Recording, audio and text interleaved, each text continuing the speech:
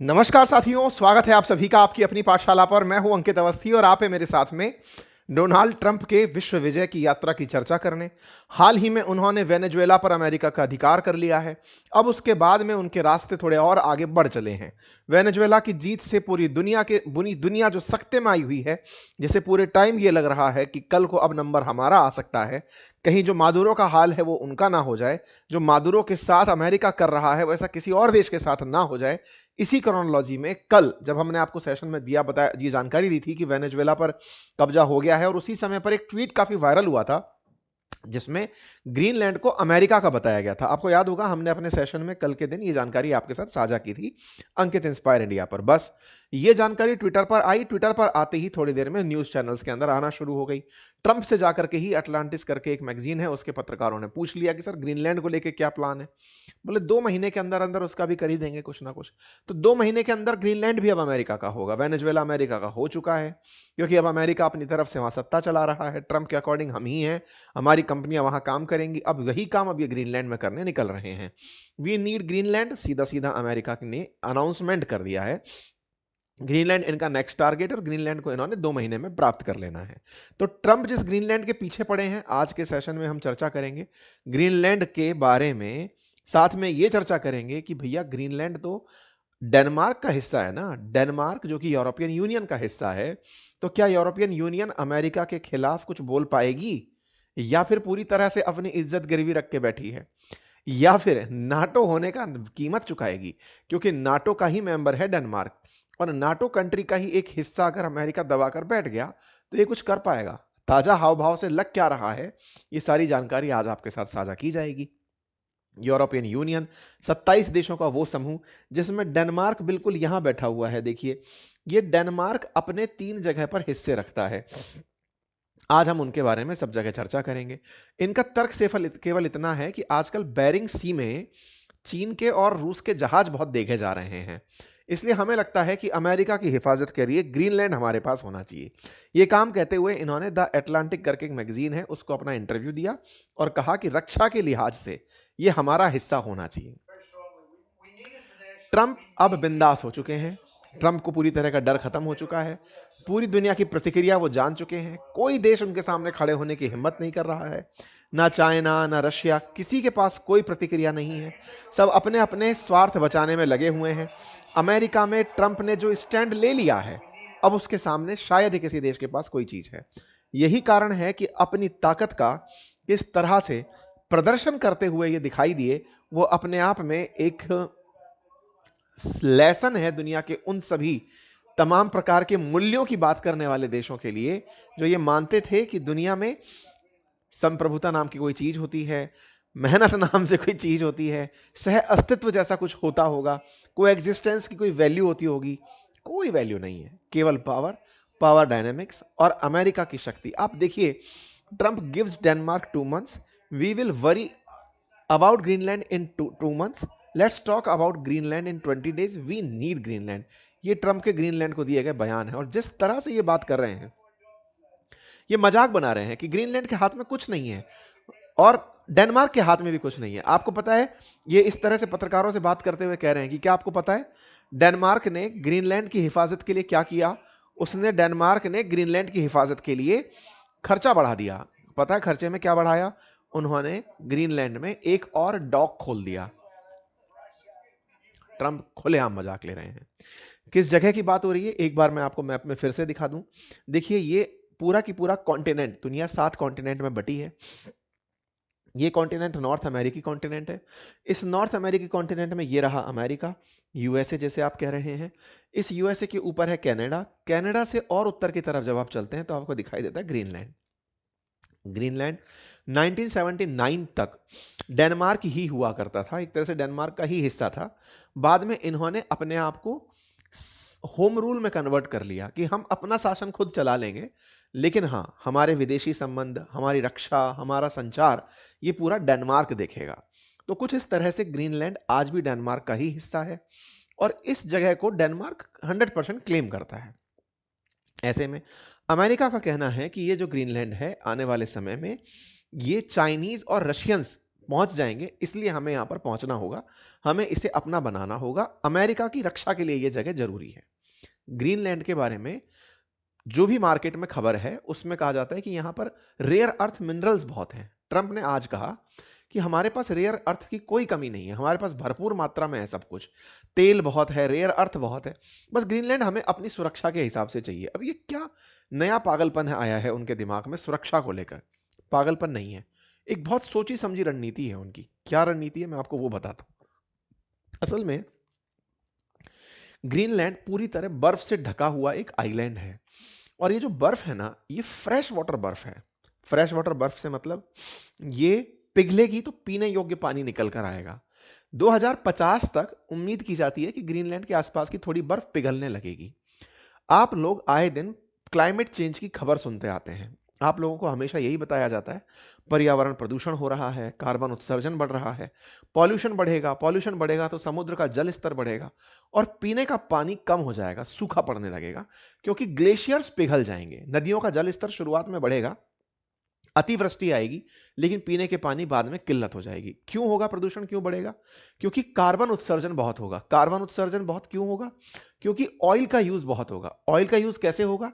America ने जैसे Venezuela पर कब्जा किया, वेनेजुएला का सारा तेल अब वो बाजार को बेचेगा और उस पैसे को कमाएगा।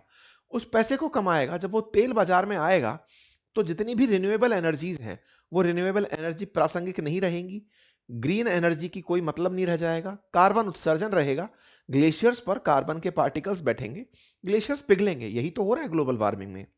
ऐसे में कार्बन के उत्सर्जन से पॉल्यूशन बढ़ना जब शुरू होगा, और इस पॉल्यूशन से ग्रीनलैंड में ही वो जगह बचेगी जहां पीने योग्य पानी होगा, जहां क्लीन नेट एनवायरनमेंट होगा, और अमेरिकी इसे अपने लिए मार्स या मून की तरह ही ट्रीट कर रहे हैं। आज के लिए नहीं, भविष्य के लिए। जैसे कभी अमेरिकियों ने 1867 के आसपास अलास्का लिया था, उस समय उसे सीवर्ड फॉली कहा गया था। एक मंत्री थे इनके, उसकी गलती माना गया था कि पागल हो क्या, आइस पैक कौन ले लेता है, अलास्का में तब इतनी बर्फ हुआ करती थी। आज अलास्का अमेरिका के 50 राज्यों में से एक राज्य है, खूबसूरत राज्य है, तेल के प्रचुर भंडार हैं, मिनरल्स भर भर के निकल रहे हैं। 150-200 साल पहले लिया फैसला आज अमेरिकियों के लिए बहुत ही सही काबिल सिद्ध हो रहा है। तो ट्रंप उसी क्रोनोलॉजी में ग्रीनलैंड को लेना चाह रहे हैं। ग्रीनलैंड पर डेनमार्क का कब्जा है। डेनमार्क 3 जगहों पर है। डेनमार्क एक तो यहां पर है ही बिल्कुल उत्तर की तरफ, यानी कि यूरोप के अंदर डेनमार्क। डेनमार्क के 2 हिस्से और भी हैं। एक है फॉरे आइलैंड, जो आइसलैंड के जस्ट नीचे दक्षिण की तरफ है, ये रहा फॉरे आइलैंड। और एक आइसलैंड से पश्चिम की तरफ ग्रीनलैंड, जो अपने आप में एक सबसे बड़ा आइलैंड कहा जा सकता है। इस ग्रीनलैंड पर ऑलरेडी जनता रहती है, लगभग 57,000 लोग यहां पर रहते हैं।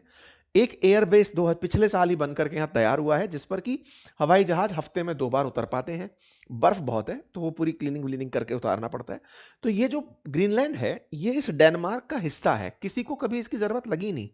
अमेरिकियों ने जब तेल का दोहन बढ़ाया तो उन्हें यह रियलाइज हुआ कि यार तेल इतना ज्यादा जब हम यूज कर लेंगे तो प्रदूषण बहुत बढ़ जाएगा, हम लोग रहेंगे कहां जाकर के। तब जाकर के ग्रीनलैंड की गणित बाहर निकल कर आई। तो अब आप ऐसे समझिए कि यूएस इस ग्रीनलैंड को दिमाग में लेकर के काम कर रहा है। उत्तर की तरफ जितना आप चलेंगे उतना ज्यादा आर्कटिक सर्कल में बढ़ते चले जाएंगे। ऊपर की तरफ आर्कटिक है, यहां से आप आर्कटिक सर्कल में एंट्री करते हैं तो जहां आर्कटिक क्षेत्र है वहां पर बर्फ भर भर के है।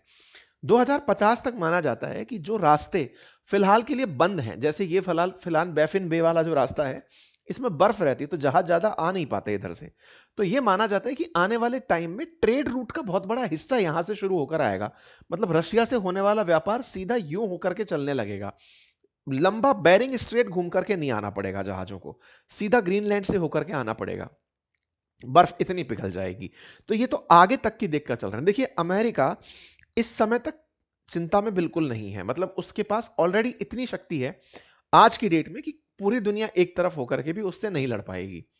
लेकिन ये ऑलरेडी 200 साल आगे की प्लानिंग करके चल रहे हैं कि 100 साल बाद में क्या होगा, 200 साल बाद में क्या होगा। इसका नमूना मैंने कई बार आपको दिया भी है। मैंने आपको क्या बताया था, बांग्लादेश में जो भी हो रहा है वो अमेरिका की आज की चाहत नहीं है। उसे सेंट मार्टिन आइलैंड बांग्लादेश में आज के लिए नहीं चाहिए। एक दिन जब भारत भी मुंह दिखाएगा, भारत के साथ लड़ने के लिए कोई आइलैंड चाहिए होगा, तो उसका डेवलपमेंट आज से करो। तो इसके लिए सेंट मार्टिन आइलैंड उसको बांग्लादेश में चाहिए था। वो इस तरह से बहुत दूर का फ्यूचर देखकर, 100-150 साल बाद का फ्यूचर देख करके आज से निवेश करता हुआ चल रहा है, ठीक है। और उसकी प्लानिंग क्या है? उसकी प्लानिंग है कि अमेरिका अजेय कब रहेगा। अमेरिका देखो, इधर की तरफ अलास्का दिखाई दे रहा है, इधर अमेरिका है ही, तो ये अलास्का तो इनका हो ही चुका। कनाडा को ये ऑफर कर चुके हैं कि सुनो हमारा 51वां राज्य बन जाओ। ऊपर की तरफ ग्रीनलैंड, तो ये पूरा अमेरिका की चाहत ये है कि यहां से लेकर यहां तक पूरा अमेरिका हो। ट्रंप ने मैक्सिको के साथ में एक लंबी ऊंचाई की दीवार खींच दी है। मैक्सिको का कोई अमेरिका के सामने अस्तित्व नहीं है। अगर जिद से भी साथ में आना पड़ा तो उसको साथ ले लेगा, लेकिन मैक्सिको ये सही मायने में खुद भी नहीं चाहता, क्योंकि इतनी बेरोजगारी, इतना कम जीवन स्तर, वो विकसित राष्ट्र नहीं है। तो अमेरिका वहां जाकर के अपने आप को नीचे नहीं गिराना चाहता, इसलिए फिलहाल के लिए ये यही रुक भी सकता है। लेकिन हाँ, ट्रेड रूट में ये पनामा को फोकस कर रहा है कि मैं यहां से पनामा कैनाल पकड़ लूंगा, एक तरीके से कंप्लीट आइसोलेट। आपको थोड़ा सा इतिहास में अगर मैं रेफरेंस दूं तो कहा जाता है कि यूनाइटेड किंगडम पूरी दुनिया पर राज क्यों कर पाया था, तो आंसर था कि वो खुद किसी के साथ बॉर्डर शेयर नहीं करता था। ब्रिटेन जो था वो खुद पानी में डला हुआ था, तो उसका खुद से कोई कलेश था ही नहीं, पड़ोसियों से कोई झगड़ा था ही नहीं। आज भारत जैसे देश जिसको हर पड़ोसी के साथ झगड़ना है, ब्रिटेन को खुद से इतना एडवांटेज था कि किसी से नहीं झगड़ना था।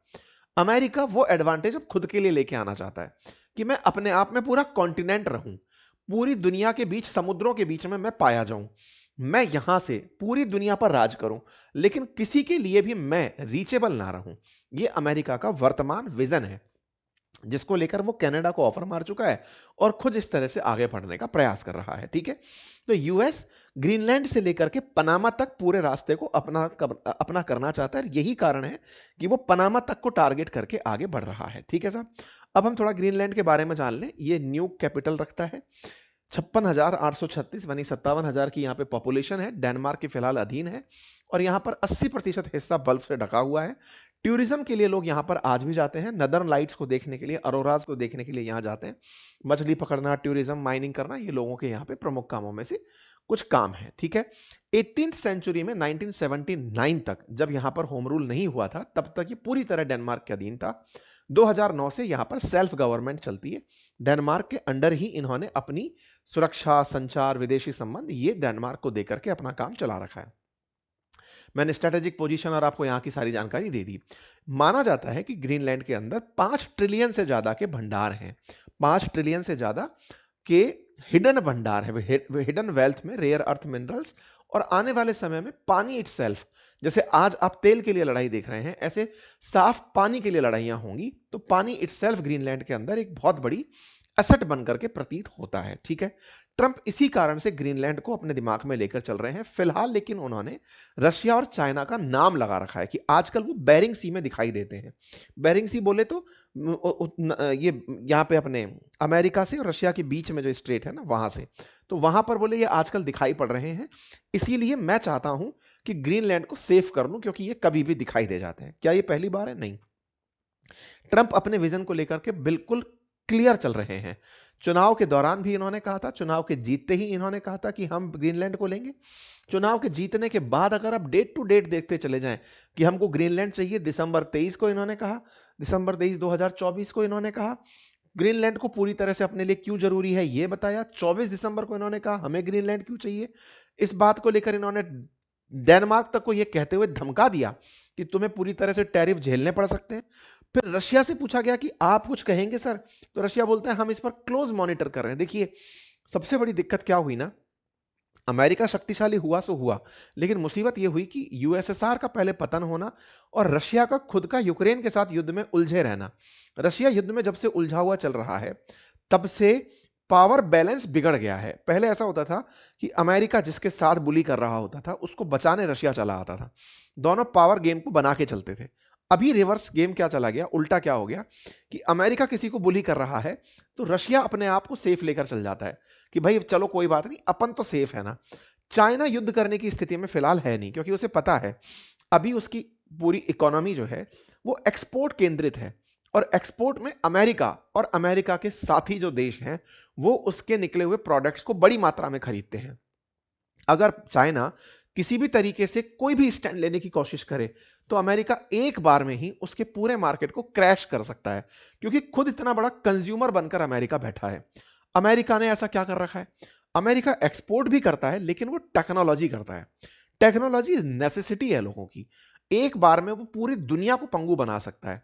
एक बार में माइक्रोसॉफ्ट को रोक के, एप्पल को रोक के, मेटा को रोक के, गूगल को रोक के, एआई को रोक करके वो पूरी दुनिया पर कंट्रोल स्थापित कर सकता है। इसीलिए, और अब तो स्टारलिंक के थ्रू उन्होंने पूरी इंटरनेट को कंट्रोल करना शुरू कर दिया है। तो अमेरिका इस दुनिया से ऊपर की एक दुनिया बन चुका है कि भाई सुनो, ये दुनिया पर राज करने की जगह है। चाइना इस बात में बार बार बोलता भी आया कि रशिया चाइना के थ्रेट को देकर के आप हमें इस तरह की हरकत मत करो। खैर, इस बीच में इन्होंने वेनेजुएला को ले ही लिया। तेल के भंडार थे, अमेरिका को तेल चाहिए था। उनको साफ पता था कि रशिया हमारे सामने टिक ही इतने दिन तक इसलिए पाया क्योंकि उसके पास तेल है। तो उसके पास तेल है तो हमारे पास भी दुनिया का सबसे ज्यादा तेल होना चाहिए। तो वेनेजुएला को उठाया, मादुरो को उठाया और लेकर के चलेगा। ये खबर आप लोगों ने पिछले 2-3 दिन में काफी बार सुन ली है। मादुरो से निकलकर आए ही हैं। इतने में पत्रकार ग्रीनलैंड पर पूछ ले तो कहा हाँ, हमें ग्रीनलैंड चाहिए और हमें चाहिए तो चाहिए। इस बात पर क्या ग्रीनलैंड की कोई प्रतिक्रिया आई ना? ग्रीनलैंड के जो पीएम है वो बोलते हैं कि साहब हम चाहते हैं कि with respect of international laws बातचीत की जाए, बातचीत के रास्ते खुले हैं, लेकिन इनफ इज इनफ। कोई हमारे साथ ऐसे थोड़ी कर सकता है। अबे तुम तो चुप ही रहो। उस मादुरो के साथ इन्होंने जो किया वो तो तुम देख नहीं पाए। इंटरनेशनल लॉज की तो बात ही नहीं कर पा रहा है। डेनमार्क के पीएम खुद निकल कर आते हैं कि साहब इस बात के लिए धमकाना बंद करिए। डेनमार्क के पीएम निकल कर आते हैं लेकिन ट्रंप उनका मजाक बना लेते हैं। वो कहते हैं कि तुम क्या ही कर पाओगे, रहने दो। डेनमार्क के साथ में क्या कोई जुड़ सकता है? भाई चलो, वेनेजुएला के साथ तो कोई नहीं था, लेकिन डेनमार्क के साथ कोई खड़ा हो पाएगा जब ट्रंप ग्रीनलैंड को ले रहे होंगे? तो साफ सबसे बड़ी संभावनाएं जुड़ती हैं यूरोपियन यूनियन से कि 27 देश हैं ये लोग, डेनमार्क समेत, ये सब एक हो जाएंगे। लेकिन ये कोई सैन्य गठबंधन नहीं है, तो ये एक क्यों होंगे? फिर सवाल बनता है कि डेनमार्क के साथ नाटो कंट्रीज खड़े हो जाएंगे। नाटो है क्या? अमेरिका के साथ जुड़े हुए देश। अमेरिका जब खुद ही अपने नाटो अलाई को खा रहा है, ये तो वही वाली बात हो गई कि एक बिच जो है वो अपने बच्चों को खा रही है। तो ऐसे में जब अपने बच्चों को वो खुद ही निगल रहा है तो फिर तो कोई और बचाने उनको कैसे आएगा? तो ऐसे में अमेरिका डेनमार्क के साथ जो भी करेगा, बाकी लोगों में हिम्मत ही नहीं है ना, वो यूनाइट अमेरिका के खिलाफ कैसे होंगे? नाटो तो सरवाइव ही इसीलिए कर रहा है कि अमेरिका हमें बचाएगा। तो डेनमार्क के हाथ में है कुछ भी नहीं, उसे प्यार से ग्रीनलैंड देना होगा। 2 महीने के बाद ग्रीनलैंड अमेरिका का होगा। यह बात अब पूरी तरह से सही है। क्या ये देश कोई पूरी तरह से प्रतिक्रिया नहीं दे पा रहे? नहीं, ये प्रतिक्रियाओं में बस यही बोलते हैं कि नहीं, सबको साथ रहना चाहिए, सबसे अस्तित्व से जिए। सर, ये जो पुराने नवाब थे, ब्रिटेन जैसे देश, फ्रांस जैसे देश, इनकी कोई प्रतिक्रिया? ये तो अपनी तरफ से बस एक ही बात बोलते रहते हैं कि हम ग्रीनलैंड के साथ खड़े हैं। अरे तुम्हारा खड़े रहने का कोई सेंस ही नहीं, तुम किसी के साथ नहीं खड़े हो। तुम्हारे ऊपर नजर नहीं गई है, तुम्हारे पास रिसोर्स नहीं है, नहीं अमेरिका तुम पर भी राज करता। जैसे कभी अपन ब्रिटेन के बारे में सुनते थे ना, सूर्योदय से लेकर सूर्यास्त तक के सारे देश ब्रिटेन के थे। आज अमेरिका वो कर रहा है। जो भी सबसे नायाब चीज है, अलाउद्दीन खिलजी हो रखा है, वो ट्रंप के पास होनी चाहिए, अमेरिका के पास होनी चाहिए। अमेरिका उस थॉट के साथ आगे बढ़ रहा है। खैर, ब्रिटेन बोलता है हम क्लियर कर देते हैं, future of Greenland is for Greenland, the kingdom for of Denmark. ये अपनी तरफ से ये बात बोलते हुए दिखाई देते हैं ताकि ग्रीनलैंड को लगे, डेनमार्क को लगे कि यूके हमारे साथ खड़ा है, यूके का खुद का कोई अस्तित्व नहीं है। चाइना वाले क्या बोले? ये अपनी बचा के उड़ रहे हैं, हमारा नाम लेकर ऐसा मत करिए ना, ये वो वाली बात बोले। रशिया का कोई प्रतिक्रिया? कोई प्रतिक्रिया नहीं, हम सिंसियरली देख रहे हैं। तो कुल मिलाकर के आने वाले समय में यूएस के पास डेनमार्क होगा, ये 100 की सीधी बात है। और ये बिल्कुल वैसे ही जैसे अलास्का का भी लिया था इन लोगों ने, ऐसे ही अब ये डेनमार्क को लेते हुए निकलेंगे और खूबसूरत सा देश बनाएंगे, मतलब ग्रीनलैंड को लेंगे। ठीक है साहब, ग्रीनलैंड का कुल जो मतलब है वो फ्रेश वाटर से है, रेयर अर्थ तो केवल एक बहाना है। और अमेरिका अपने आप को भविष्य में ग्रीनलैंड से लेकर पनामा तक देखना चाहता है। यूरोपियन यूनियन और नाटो सदस्य कुछ भी नहीं प्रतिक्रिया दे पाएंगे, ये सब बातचीत में रह जाएंगी। अमेरिका खुद को पूरी तरह सुरक्षित रखना चाहता है दुनिया के उन तमाम देशों के सामने जिनके साथ उसे भविष्य में किसी भी प्रकार की चिंता हो सकती है। बस कुल जमा अर्थ इतना ही है, फिलहाल के लिए इतना ही। बाकी आप लोग इस विषय को कैसे देखते हैं, अपनी राय कमेंट बॉक्स में जरूर दें। चैनल पर नए हैं तो चैनल को सब्सक्राइब कर लें। इस विषय पर अपनी राय कमेंट बॉक्स में रखें। बहुत बहुत धन्यवाद।